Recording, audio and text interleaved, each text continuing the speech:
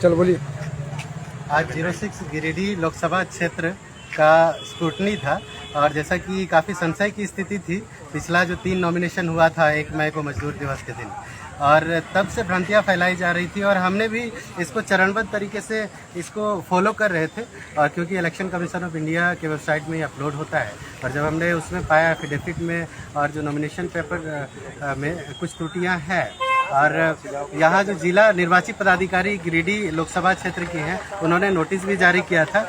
और इसमें handbook for candidate में 4.5 ground for rejection of nomination paper में भी स्पष्ट है। इसका जो कंडिका 11 है, इसमें कैंडिडेट और प्रपोजर्स के सिग्नेचर में अगर उनको वो जेन्युइन नहीं लगता है तो जिला निर्वाची पदाधिकारी जो है उनको अधिकार होता है कि वो नोटिस करें, उसकी सूचना दें। उन्होंने नियम का अनुपालन करते हुए सूचना दिया था, लेकिन वो तीनों जो सुपरम में थे उनको रिजेक्ट किया गया। और जो चौथा नॉमिनेशन फॉर्म हमने कल 6 मई को जमा किया था, काफ़ी बारीकी से काफ़ी अध्ययन करने के बाद उसमें कोई त्रुटि नहीं पाई गई है, उसको एक्सेप्ट किया गया है।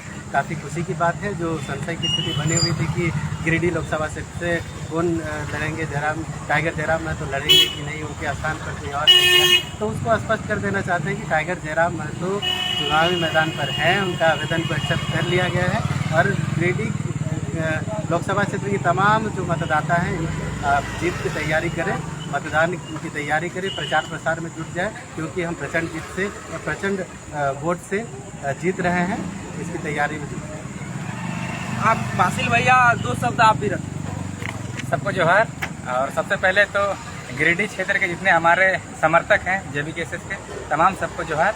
आज जिस तरीके से आज स्क्रूटनी का दिन से और पहले दिन से 1 तारीख से नॉमिनेशन के बाद से जिस तरीके से उसको पेपर हमने इंटरनेट के माध्यम से निकालने के बाद जो उसमें जो त्रुटियां पाई गई थी, उस त्रुटियों को बारीकी से हम लोगों ने देखा और चौथा सेट फाइल करने का कोशिश किया। और चौथा सेट में एक एक चीज को बारीकी से देखा गया और उन सबको सारा चीज को हम लोग निदान करके हमने कल 6 तारीख को हमने लास्ट डेट था नॉमिनेशन का, उस दिन हमने जमा कर दिया था। और आज स्क्रूटनी था और स्क्रूटनी में साफ तौर पर चौथा सेट जो है वो एक्सेप्ट कर लिया गया और तीनों सेट रिजेक्टेड कर दिया गया। वो कई त्रुटियों के कारण यहाँ के निर्वाची पदाधिकारी DC महोदय ने इसको रिजेक्ट कर दिया था और चौथा सेट इसको एक्सेप्ट कर दिया था। तो सबसे पहली बात तो जितने भी यहाँ के जनता है, यहाँ के समर्थक है, यहाँ हमारे आदिवासी मूल निवासियों जो झारखंडियों के लिए लड़ रहे हैं, खतियानियों के लिए जो लड़ रहे हैं, उन सबको आह्वान है कि जितने भी क्षेत्र में है अपने अपने क्षेत्र में आंदोलन करें और समर्थकों को जुटाएं